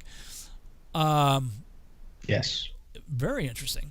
They will go up from and actually somehow I'm sorry, Rob, there is also a connection with the war that's happening after the millennial kingdom, when Satan is being released once again. Oh, Gog and Magog. It's the Gog and Magog war. So it also is connected to that. Yeah, so in either case, after whoever is left, after all that, they're going to go from year to worship to the King. And it shall be that whoso will not come up of all the families of the earth, all the families of the earth, not just Israelites, not just black people, not just white people. There's the black Hebrew Israelite movement out there, and white Hebrew Israelism. I'm against both, frankly. I think both are completely absurd. It's not about melanin content. It's about your heart. I agree. But it says all families of the earth. It says, and it shall come to pass that whoso will not come up of all the families of the earth unto Jerusalem to worship the King, the Lord of hosts, even upon them shall be no rain. So you're not going to get any rain. And what I found, it's always interesting about Sukkot, it's a little bit frustrating when you're camping. But typically within the first 3 days of Sukkot, there's usually rain. At least every year that I've done it so far. Within the first few days of starting Sukkot, it rains. And I think it was, maybe it was the one that from the 2013 broadcast, I was listening to that one. It might have been that one where we were camping, and I just bought this brand new tent. I had this real nice tent, and we built a community sukkah. So we had a sukkah that Kevin got some lumber and stuff, and we got branches and all that stuff, and we made this large community sukkah for all of us to hang out in. But we all had individual tents to sleep in, and I bought this real nice big tent thing, and it rained like hardcore. Like it was just like this torrential downpour. Now we were on a lake, and there was a really nice lake house that the people allowed us to use it. And so everybody went, and and I'm like, no, the commandment is to stay in your tents and your sukkah. So I don't remember if anybody else did it, but I think I was the only one that stayed in the tent, and everybody else went inside. And it came down so hard, like it collapsed the tent on me, and it was just like torrential downpour. I'm like, okay, all right, I give up. I'm going in. So rain when you're camping is not so much a blessing, but in an agricultural society, that's a real good thing. You want that. You want the latter rains. You want the rains for harvest and all that stuff. So, it says here, if you don't go to Sukkot, you're not going to get any rain. And if the family of Egypt go not up and come not and have no rain, there shall be the plague. So if you're in Egypt, you're not only going to not get rain, you're going to get a plague also, wherewith the Lord will smite the heathen that come not up to keep the Feast of Tabernacles. This shall be the punishment of Egypt and the punishment of all nations. All nations. That's everybody, guys. All that come not up to keep the Feast of Tabernacles. And this may sound like a harsh commandment, but I mean, really, this is the particular Moedim that comes with a commandment to have fun. Like it's supposed to be joyous. Like I command you to be full of joy. Oh, the horror of legalism, and you use your tithe money to do it. Even use your tithe money to have fun. It's meant to be a joyous occasion. It's meant to but it's meant to foreshadow fellowship with the King of Kings, Lord of Lords, in Jerusalem, in an end times context. So you might as well get used to practicing having fun and being united with our Savior. Start practicing now. Yes. Why not, right? This is the moment. Yeah, this is the time to do so. This is the moment to practice. Actually, Robert, I'm sorry to interrupt, because I always say the same, and I think this is totally connected to what you mentioned. We are not going to be able to fully observe this feast now in the dispersion. Mm-hmm. There is a lot of commandments, and we have been going through the different portions in the Torah, in this virtual house, that we can do it only in Jerusalem and when the Malchut, the kingdom, is established. Mm-hmm. So why I always what I always like to say is that we, as the first and second generation of Israel, and went through the wilderness for 40 years, we are also in the same process. They were in the wilderness for that period of time, learning how to keep the commandments, because that was the moment to learn before they were crossing to the promised land. Because it was the commanded by Yahuwah that in the promised land they needed to keep it without failure. Mm-hmm. So now we're in the same process. This is the moment for us to learn how to do all of this. We are going to make mistakes. Most probably, it's a journey in itself. It's walking. We're walking the way, and this is part of the walk in the way of Yahuwah.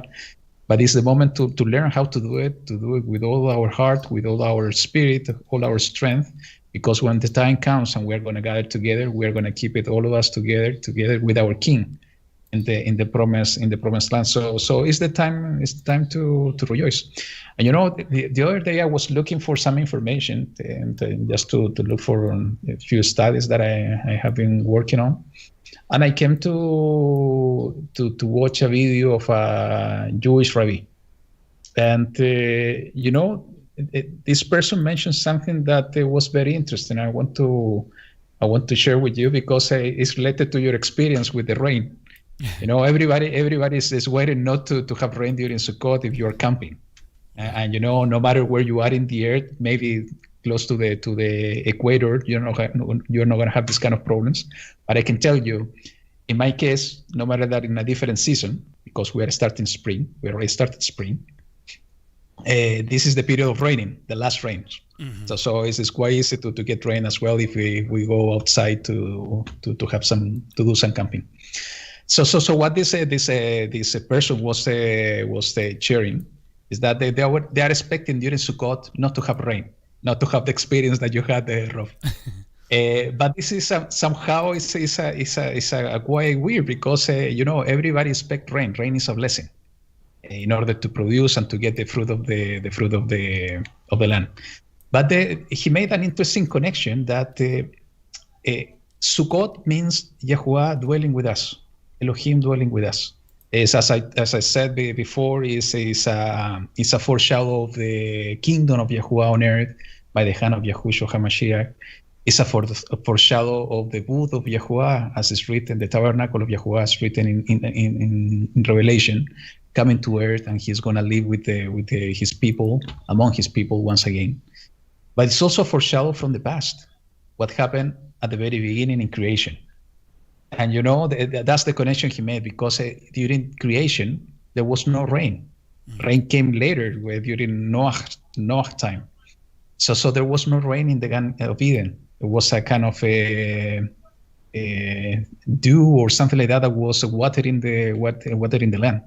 So by the only fact of trying not to get rain or thinking not to get rain during Sukkot is also a kind of a reminder of how was all of this experience in the Gan Eden when Yahuwah himself was taking care of his creation and the fruit of the earth. So the second connection he made, and for me was also amazing because in the Gan Eden there was 4 rivers. Actually, the water was coming from the Eden and was split in 4 rivers. and there was multiple fruit trees together with the tree of life in the Garden of Eden, at the middle of the Garden of Eden. And it's exactly the same thing we see in the restored creation in Revelation, where we see the tree of life side by side of the river coming from the temple of Yahuwah, from the presence of Yahuwah, in a kind of parallel to what happened at the very beginning. And this is everything connected to this period of time to Sukkot. So when you mentioned about rain, I just remembered this what I saw, and I think it was interesting to share it. How water is so important, and we were discussing with Jake before how much important is water. Even Yahushua himself, he was declaring this in the middle at the last day of the feast, that everybody was thirsty to go to him because he has the living waters, referring to the Ruach HaKodesh. So, and we will see starting next week, when we discuss about creation, about water. There's no scripture in the creation week that says that Elohim created water. Mm-hmm. For sure, he created everything. Right. But it's not clear when water was created. Mm-hmm. So there is an importance on water that it deserves a deep study just to understand what it means. I've always been fascinated by that. Even when I was of the old cosmology mindset, looking at the creation account, water's already there. The Spirit of God is moving across the face of the waters. Like, where'd the waters come from? That's just fascinating to me that water was not created, and where does it come from? Like, what do we do with that? I don't know, except to say that it's obviously very important. It's right there, and the Spirit of Yahuwah is moving across the face of the waters right there in the very beginning, right from the start. Now, this is an area of study that's new for me. And that is the idea of a pre-Adamic civilization that was destroyed, and that Genesis is talking about the reset of the new world being created. So in that mindset, yes, the world we are living in today is about 6,000 years old-ish, according to the biblical timeline. But that there was a world before that was destroyed. And I've been somewhat resistant to that for most of my life, but in recent years, the more I look into it, the more I'm at least open to the possibility that could be the case. And one of the reasons why is because we see in the book of Revelation that the world that we're in right now is going to get burned up, and that there's going to be a creation of a new heaven and a new earth. I call it the Great Reset. So we're going to get a reset button at some point in the future. It's going to reset and recreate everything.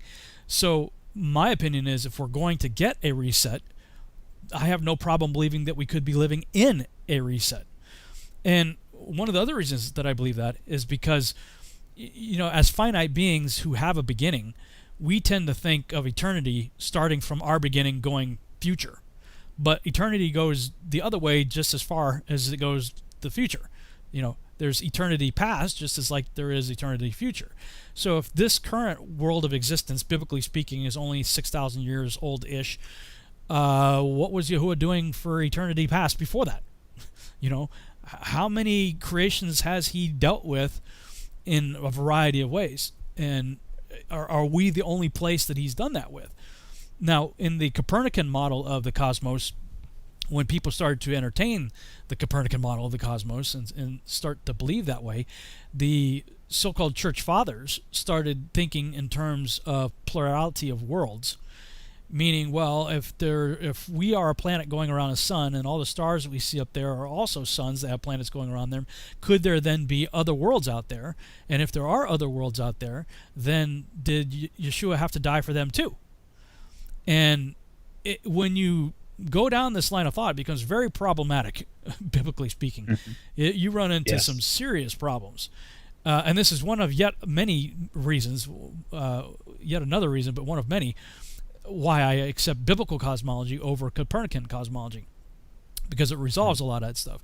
And you have the Catholic Church saying, hey, if ET shows up, we'll baptize them, ... if they need it. And they're saying things like, well, if there is this plurality of worlds, it's conceivable that some of these worlds didn't sin like Adam did. So they would be unfallen creatures. We are fallen creatures. There would be creatures that never fell from grace, that never sinned. And in that case, we'd have something to learn from them. I mean, this is very dangerous, theologically speaking. Very problematic. So, now that said, what I call the Yahuwah terrarium, which we'll get into quite a bit in next week's study, it's an enclosed system. It's a firmament enclosed system. And everything that we see in the cosmos is in that enclosure. Sun, moon, and stars, earth, everything is in that enclosure. So everything that we can possibly observe, or in any way interact with our senses is all within that dome enclosed world.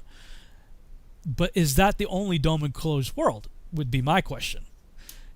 And biblically speaking, this is just fun to think about. There's nothing that we could ever base anything on, except that he says, in my Father's house are many mansions. And when I look at that, some people think that that's talking about rooms in the New Jerusalem, and it may be true. That very likely could be the case, that he's prepared a room for us in the New Jerusalem. Hope so. I think that'd be awesome.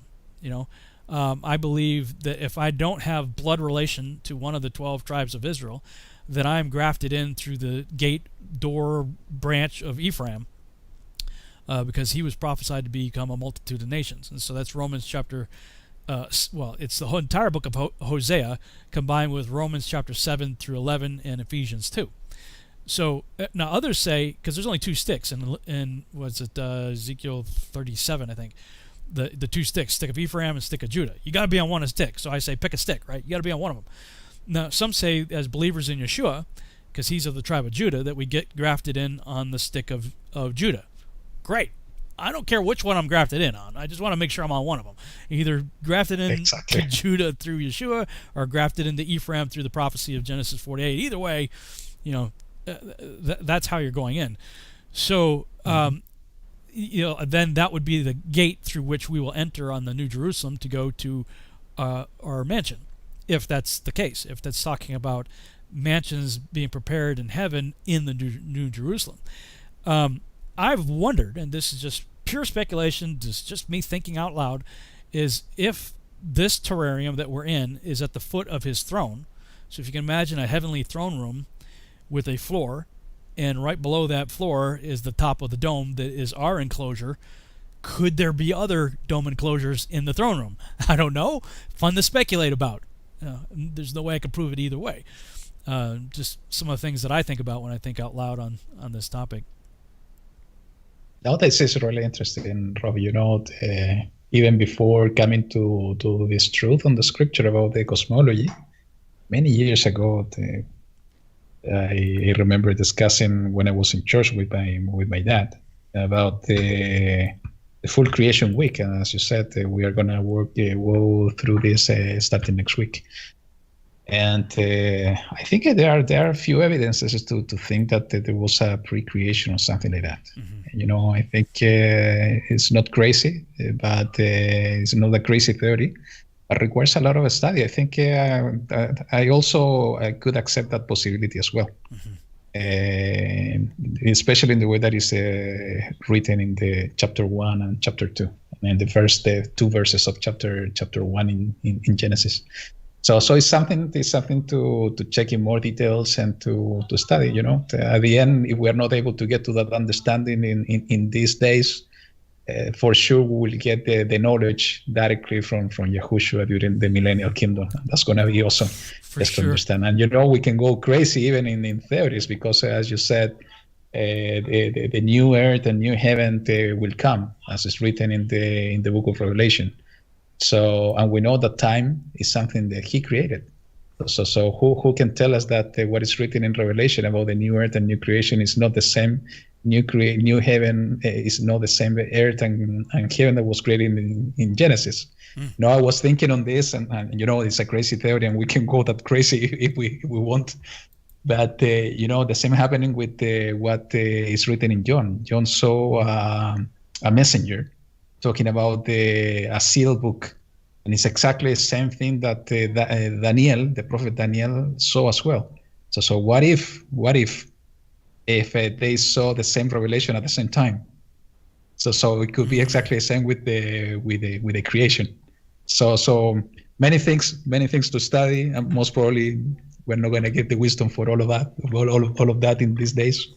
But it's interesting to look the word in the word of Yahuwah in this way, that we can find these crazy things, amazing things that he created for all of us. Yeah, totally. Some people speculate on some people are in the chat room are asking, why wouldn't Yahuwah tell us of a reset in Genesis if there was one? Why would he? The Genesis 1 account is written for the new creation that was about to be made. What came before? Well, there may be hints of it in Jeremiah and in other places that talks about total destruction, and that's a big topic to get into. There's a lot to look at there, but there are many topics that I have in the past said, I had already made my mind up, and I'm like, no, I'm not going to look into that. There's no reason to look into that. Well, as I get older and get grayer, I see the wisdom in taking the time to look at some of these other things. And, as I've begun to look into some of these things, I've started to believe, what, we very likely could be in a reset. There would be no reason for him to tell us that, hey, in the beginning, this is a reset. He's just saying, in the beginning, this is the world that's being created. But for those who accept the idea that we are in a reset, it's very much as if this is and I gotta be careful how I say this, it's like a prison world, that there might have been a rebellion of the fallen ones that preceded it, and that they are stuck in this realm under the firmament because they can't go above the firmament. Like they're stuck here. There's a lot to unpack in that, but certainly not we could get to in 20 minutes here. But and Zen Garcia and I are doing quite a bit of discussion on this in our Quest for Truth series. We've talked about it quite extensively in some of the earlier broadcasts. But getting back to this week's Torah portion, we're jumping ahead to next week's. Yeah, exactly. The blessings. Jake makes a good point. I would be interested to do a study of comparison between the blessings that Jacob gave over the children of Israel with the blessings that Moses gave here. And it appears that certainly in the Parsha in 60 seconds, it talked about Asher being, getting the number one blessing. And that kind of jumped out at me. I was like, that is kind of interesting. Did you have any thoughts on the blessing of Asher? No, actually, now that you mentioned, I didn't notice this. Yeah, let me go back. Actually, yes. In the version of the scripture I have, it said Asher is most blessed of sons. Yeah. That he will be accepted by his brothers and dip his foot in oil. Yeah, that's interesting. Yeah, and of Asher, most blessed of sons be Asher. May he be the favorite of his brothers.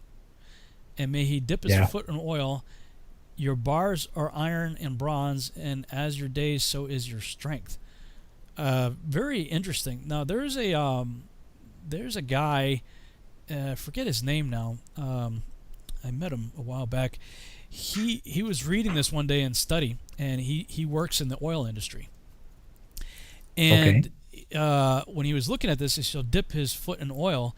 He began to do a study on Asher in the land of Asher, the region of Israel that Asher inherited.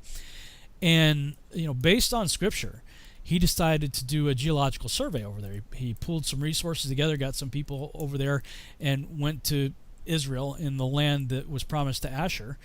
And the early tests came back that, wow, there could very likely be a massive oil deposit there, untapped in the land of Israel. And Zion, I think it's Zion Gas and Oil, I think was the name of the company that was either founded or took on this project to look for oil over there and to drill for it. This has been a while since I looked into it, but when I did, it was quite the story behind it was quite fascinating. Let me put it that way. But this guy just reading scripture and thought, I wonder, and he goes over and does some tests and came back with, wow, this could be something. there. No, that's really interesting. Actually, even if we look at it in that angle, when he's talking in the verse 25 about iron and bronze, it could be related to metals as well. Uh-huh. And by the way, I don't know in the King James how it says, but in my version it says bronze. Yeah, bronze. But when I was in one of my trips to Israel, I had the chance to visit one of the oldest copper mine in the south of Israel, in the desert. And in that moment, I learned that every time when we see bronze in the scripture, it's not really bronze. It's talking about copper. Oh, really? And you know what bronze is? It's not bronze is not natural. It's a lesion. It's a mix between the alloy, iron and copper. Yes. So maybe it could be related. Now that we're talking about the share, maybe it could be related that it's kind of less in metals, in copper and iron, or a share. I'm not familiar with the chemical composition. So you're saying bronze is a mixture of iron and copper? This is I'm not so sure on the metals, but it's a mixture. It's of copper and alloy. something else. Well, I mean, yeah, I don't know enough really to comment on that. That is interesting. And the next verse is interesting too, 26.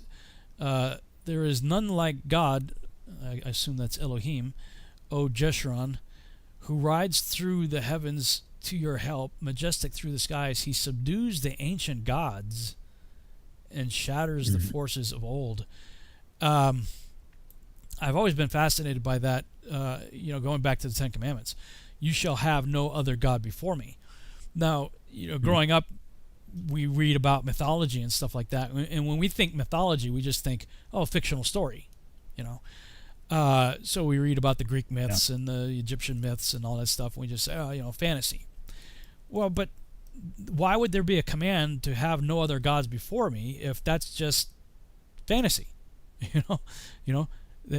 And we see that he subdues ancient gods, and that there's other places where he talks about he goes to war with the gods. Like, these were entities that were real. They were spiritual Elohim entities. Mike Heiser refers to them as the part of the divine council that rebelled against Yahuwah. They are entities. And I saw a study that Chuck Missler had done a long time ago about the plagues of Egypt, and how each of the plagues, they weren't just random, hey, let's punish the people this way. They weren't just random plagues just for the sake of doing stuff to people. Each of the plagues was a direct assault against a different god of Egypt.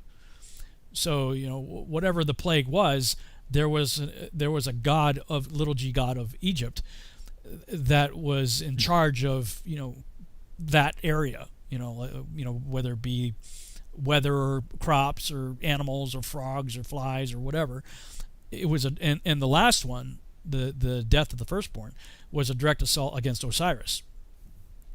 So he's always been at war with the other gods, and again, this goes to the whole idea of a prison world, is that if the initial rebellion that took place before Genesis 1, if those entities have been placed here for judgment, for confinement, they're still vying. It's almost like a great contest. It's like, okay, let's create humans and let them decide. We did a virtual house church. Let's decide whose God is God, right?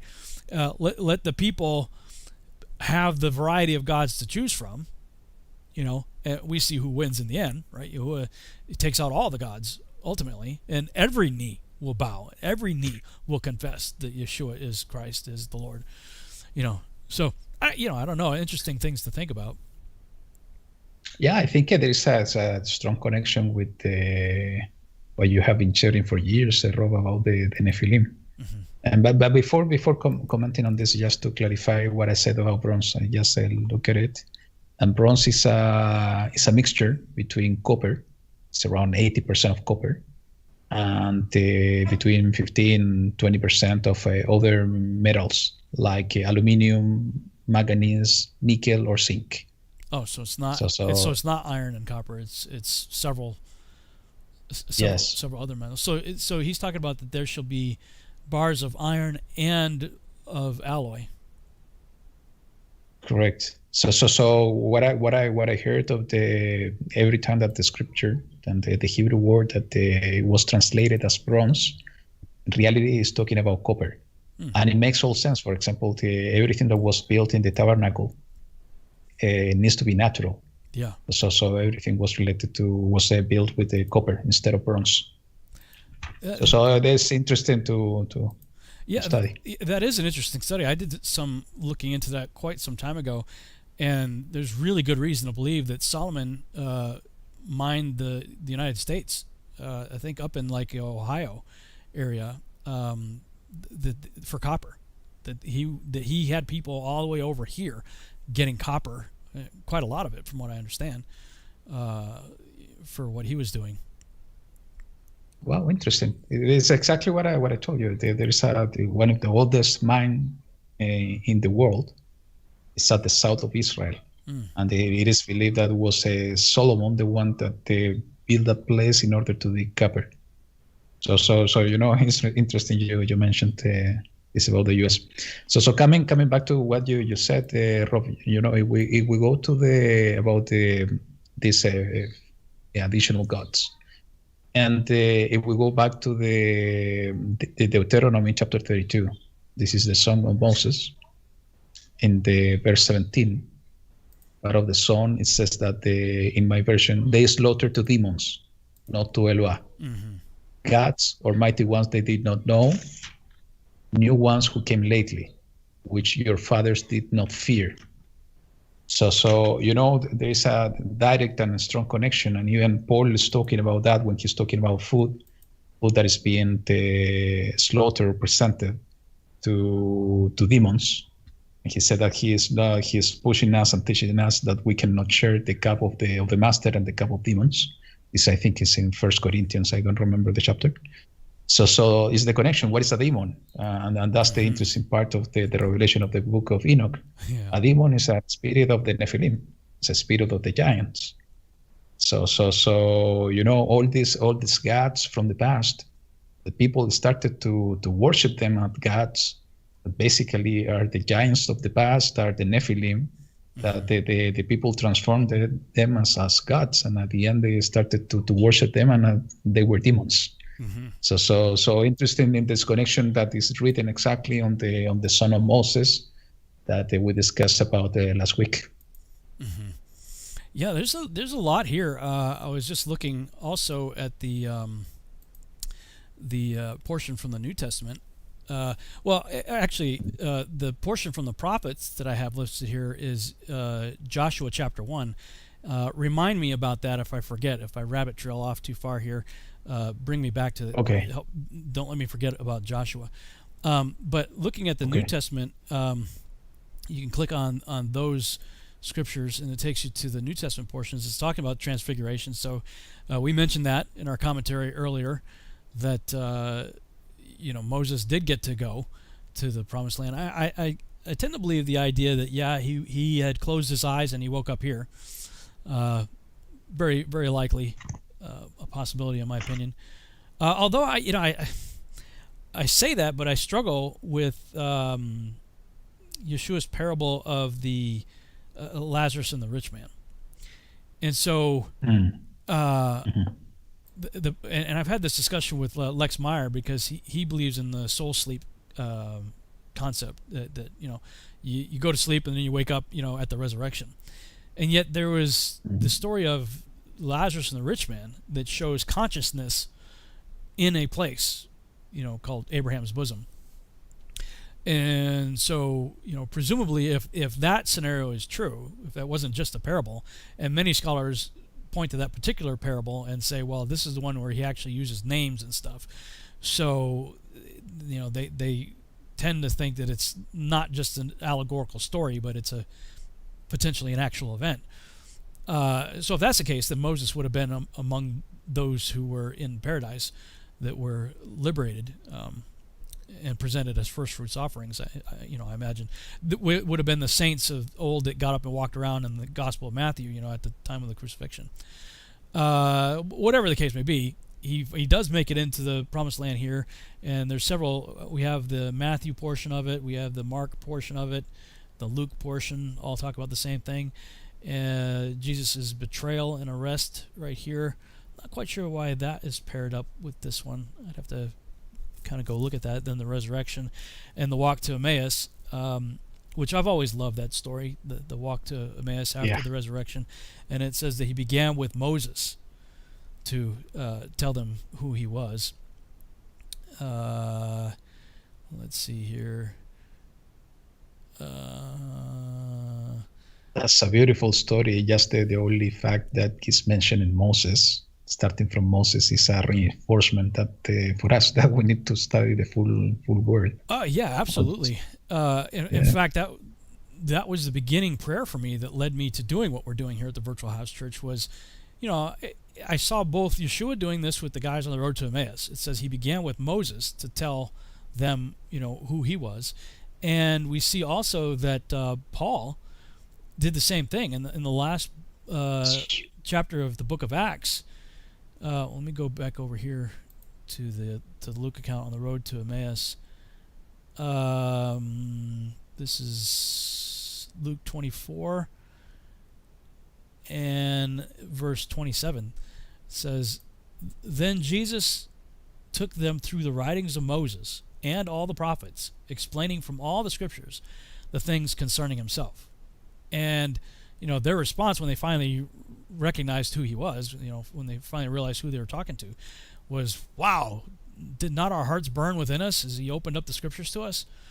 And I was always like, I want that heartburn. That's the good kind of heartburn. I get digestive heartburn every now and then. That's no fun. But this is a good heartburn right here.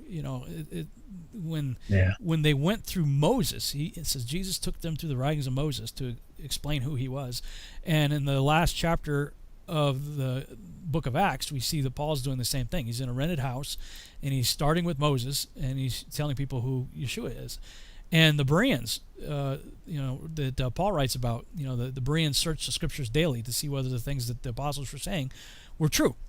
Well, the scriptures that they were going through weren't Matthew, Mark, Luke, and John in the writings of Paul. It was Moses and the prophets. So, my prayer was like, I can make a good case for my Messiah, certainly from the Gospels. And I could go to places like Isaiah, several chapters in the book of Isaiah. Psalm 22, maybe, would be another one I could point to. But that'd be, with the exception of maybe a few other Old Testament references, that'd be about it. I couldn't do it from Moses. And so I was like, where is Yeshua in the first 5 books of the Bible? I couldn't, at that time, I couldn't imagine that. Now, I'm like, wow, he's everywhere. He's all over it. But that began my quest. It began with the prayer, like, Father, this is what this is what Yeshua did, and this is what Paul did, and this was what the Bereans were doing. Show me. Like, I want to see where your son is. Because, I came to Torah looking for Nephilim and Nimrod. I'm like, oh, look at Nephilim here, giants there, hybrids everywhere. And, as I'm going crazy, finding all these cool things, in my studies on those topics, I felt like the Holy Spirit was tapping me on the shoulder. And Father's like, hey, my son's in there too. And wow, where? So that's when I started looking for it. Here we are, 10 years later, still doing these studies here. But it really started with that. And then there's the Ascension. Then we have 2 Peter talking about the day of the Lord's coming. And we also have Jude talking about, does this one have it? Right, urge to defend. Yeah. No? And actually, before I forget, Rob, even Stephen, when he was preaching in Acts chapter 7, I think, he was telling and preaching, starting from the very beginning, from Genesis. Yeah, absolutely. So I have the Jude reference here. That's in verse 9.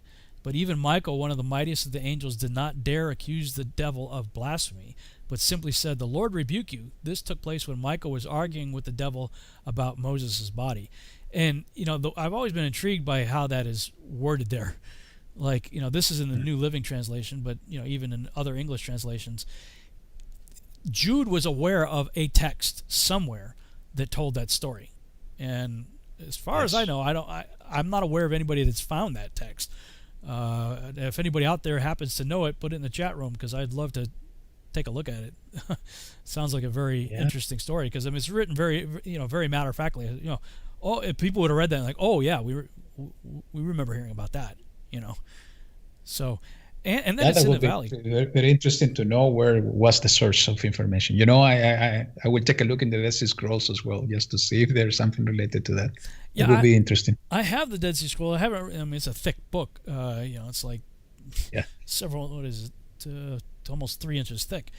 It's a pretty thick book. So I certainly haven't read all of it, but it would be interesting. I haven't heard anybody talking about it though. I would think that if it was in the Dead Sea Scrolls, there would be more people out there, giving commentary on that.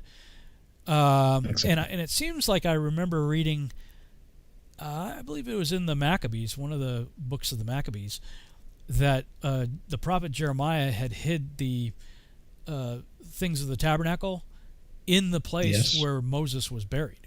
Like that Jeremiah was shown that place, because we see at the time of the writing of Deuteronomy, it says nobody knows to this day, where his body is.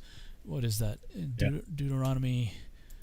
And so this is also says that this is at the end of. That's 32. At the end of Deuteronomy. It's at the end in the chapter 30, in the 34, it says it's mentioning that. Yeah, 34. So clearly, 34 could not have been written by Moses.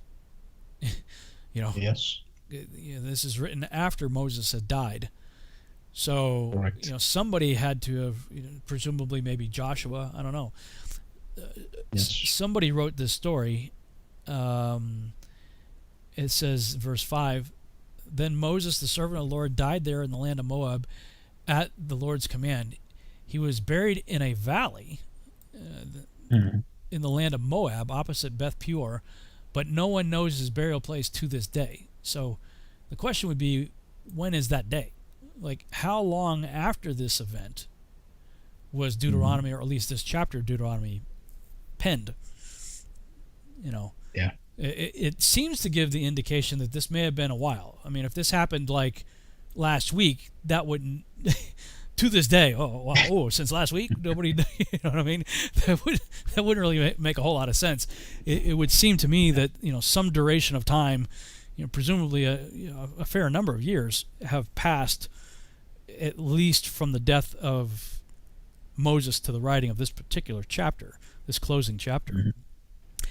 And it's a good chance that more probably Yahushua was the one writing this.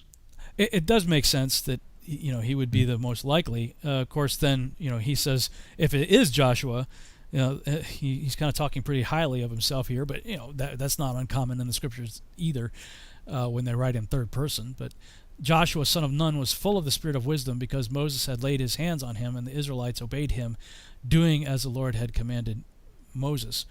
The thing that I struggle with on this is, based on that right there, it says to this day. Again, it sounds like this quite some time after Moses had died. Well, there's a commandment in the Torah not to add or subtract from the Torah. So that then begs the question, when was the Torah finished? Was it finished with the writing of this chapter, which was quite some time after everything that Moses had written? Or was this added in violation to the commandment? I don't know. I don't know. I think that's an interesting point, Reuben, and that deserves also an interesting study about what is Torah. Yeah. And no matter that we call the 5 first book the Torah, it's part of the tradition that we got this from Moses. I think there is a more deeper meaning about what Torah is, and I think it's the based on what I have been studied throughout the years. Torah is the instructions. Is the group of different instruction, mitzvot, commandments. Yeah. You have different set of commandments. You have right rulings, and in Hebrew is mishpatim. You have laws, in Hebrew is hukim. You have testimonies, in Hebrew is edut, and all of that are mitzvot. So this is basically Torah. So when we see written in the scripture that we cannot add or subtract from Torah, I do believe that this is referring exactly to that to that portion. Now, that doesn't mean that the entire scripture wasn't revealed, not at all. And actually, there are so many interesting things. I don't know. You have heard about the Bible codes. Yeah. That and I think you were mentioning a few virtual house ago that if you take a look from different spaces of characters in Hebrew, you can find the word Torah. Yes. With the letter of Yahuwah in the middle. Yeah. So I think that this is a different ways to look at it, but it deserves also a deeper study.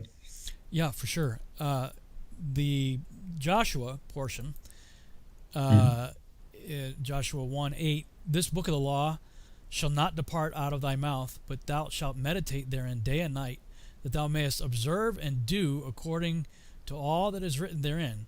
For then thou shalt make thy way prosperous, and then shalt have good success. So why do we study Torah? Well, that's the consistent promise all through the Torah, is that if you do, it's going to go well with you. Spock didn't originate live long and prosper. That goes back to Deuteronomy and the promises of doing these things. Now, to be clear, neither Juan Carlos, myself, Jake, or Kevin, none of us are saying that we keep the Torah or strive to do anything in our own works for salvation, because we're all going to fail. None of us can do it perfectly. There's only one person who did perfectly, Yeshua. That's why he was worthy to pay the price for those of us who did transgress the Torah. So we're saved by grace through faith and not of works, lest any man should boast. We believe that. But then as a fruit of your salvation, I would point people to 1 John chapters 2 through 5. That if you're going to say you're in him, then you should walk even as he walked. Well, how did he walk? He walked in obedience to his Father. Perfect obedience. And 1 John 2 starts off, I'm writing these things that you sin not. The next chapter defines sin as transgression of the Torah. The instructions. So I'm writing these things that you do not, violate the instructions. That you do not transgress the law. But if you do, because we all will screw up eventually, we have an advocate, Yeshua, Jesus Christ the righteous. Yay! That's awesome. We fall, we get back up again, right? And then Yeshua said that there's two commandments. Love the Lord your God with all your heart, mind, and soul, and love your neighbor as yourself. Well, what does it mean to love God? 1 John chapter 5. This is the love of God, that we keep his commandments. His commandments are not burdensome. It's not rocket science. That's what we are believing and teaching here on the Virtual House Church. Now, the reason I wanted to visit Joshua here is to ask a question. And, really I'd like to have Jake and Kevin on also for this question. And maybe I'll reserve it till we finish the book of Leviticus, because we started this year's Torah study, Virtual House Church, with the book of Numbers. So Numbers, you're right. So we've only done the last two books in 2020, and as we go into the new Torah cycle, by the way, that's called Simchat Torah, I think is the phrase that's used, rejoicing in the Torah, which is after Sukkot. When Sukkot is over, the tradition is to take the big Torah scroll that has the whole 5 books of Moses, and we are all the way at the end of it right now. At the end of the Torah scroll, they do a big ceremony where they roll the Torah scroll all the way back to Genesis, and then the week following Sukkot, we start back up again with Genesis chapter 1 and start a whole new year cycle of reading through the Torah again. Since we started this year's Virtual House Church towards the end, like the last third of the cycle, I think it makes sense to just continue doing the same thing that we're doing here right now with Deuteronomy, with Genesis, Exodus, and Leviticus. But then my question is, and just kind of want to throw this out there, maybe get people thinking now ahead of time. This is something I wanted to do back when we were doing Virtual House Church in 2017, was when we finished Deuteronomy, was to just go over into Joshua and then go through the whole Bible. Like, just continue Virtual House Church doing a book, a month or whatever, till we finish the entire Bible. So we go through the whole Bible on the Virtual House Church. Because I've done, 3, 4, 5 years worth of Torah study, virtual House Church Bible study here. So since I have all those resources up and I'm continuing to update the website, so we have like the 2013 broadcast, we have the 2016 broadcast, 2017 broadcast, and the 2020 broadcast, plus the Your Living Waters notes, and all that. There's 4 years worth of studying Torah with the traditional half Torah and New Testament portions. So rather than continuing to do that, after we finish Leviticus, what do you think about?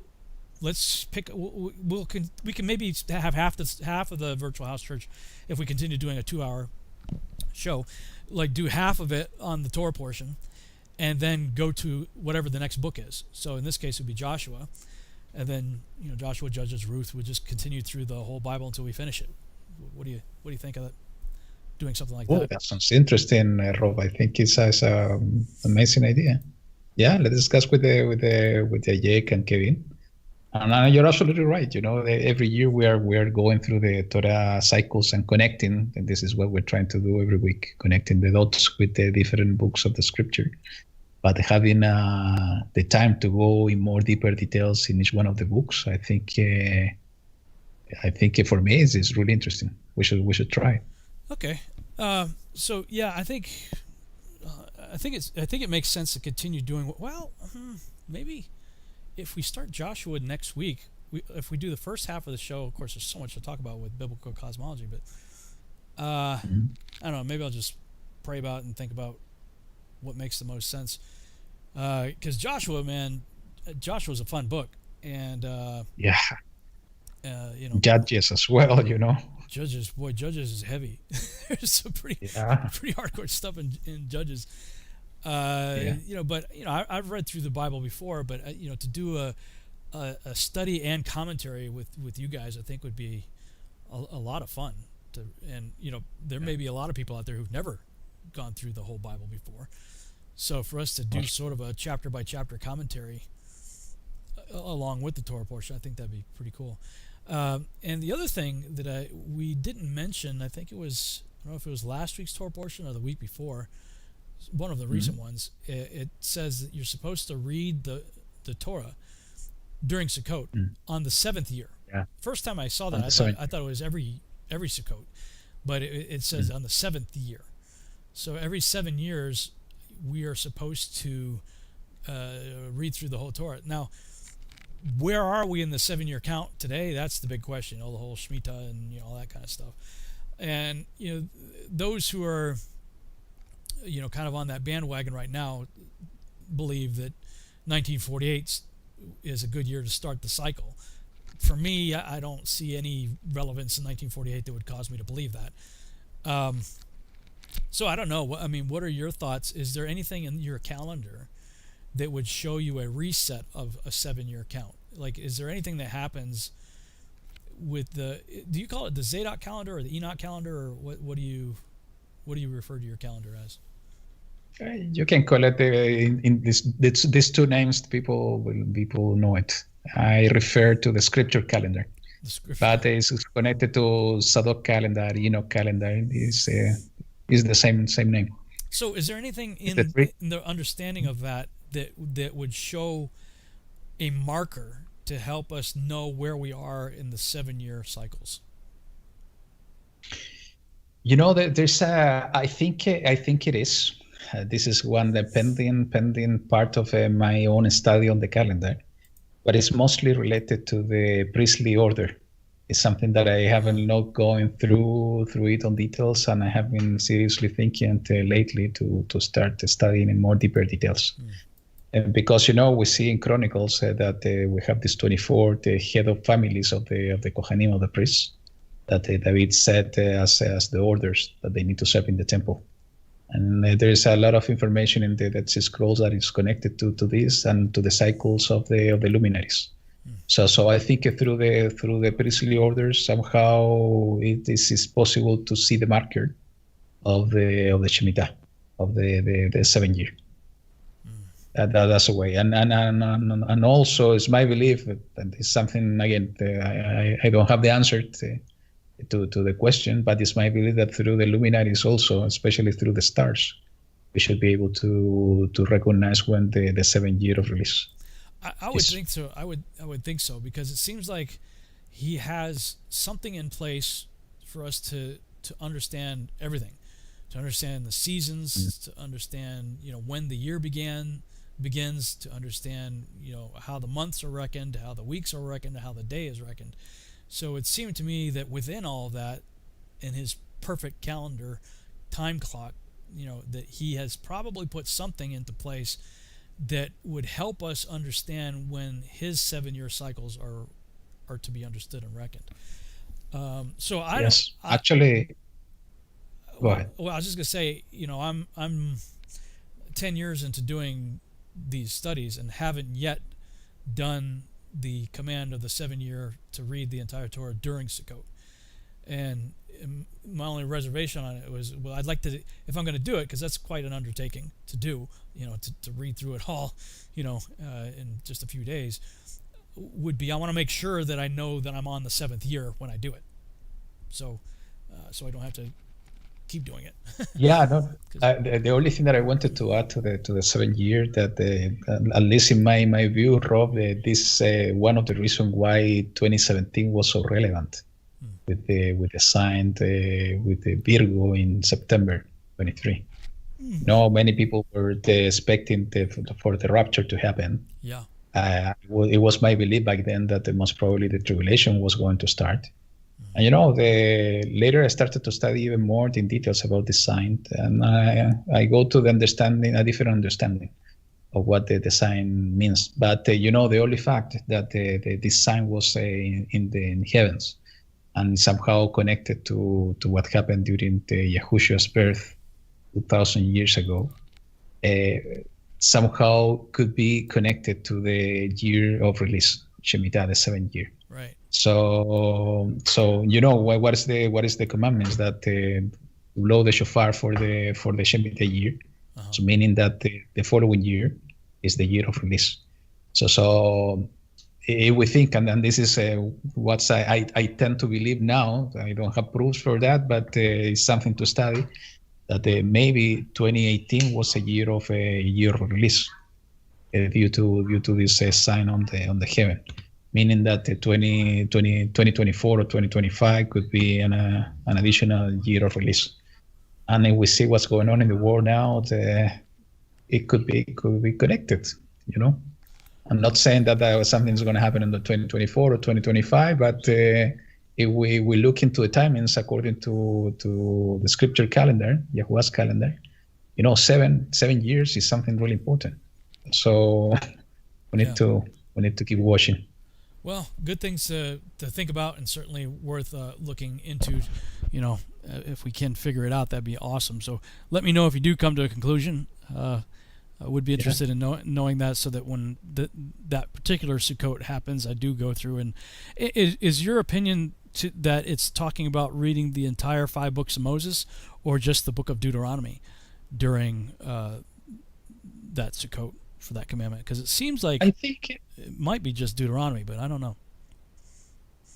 My take on that so far, Rob, is that most probably is the book of the Deuteronomy, because it's a summary, a great summary of the entire Torah. Yeah. Yes, and what we see in the book of Leviticus, for example, is most related to the service of the priests.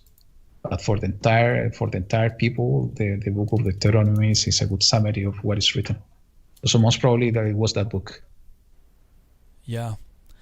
All right. Well, that's all I have for today. And another exciting Virtual House Church. We got a new logo. Yay. So I will get that up on the Virtual House Church website here on this website, and we'll keep everybody informed as to the progress of the new one that I'm working on. See how that goes. But thank you, Juan Carlos. It was wonderful, and you've got a few more days left for your Sukkot. We are just beginning ours. So to everybody who's keeping Sukkot, happy Sukkot, and have a great weekend. Shabbat Shalom, everybody. Thanks so much for joining us once again for the Virtual House Church. All right, man. Have a good day. Yeah, for you too. Shabbat Shalom. Shabbat Shalom. And Shabbat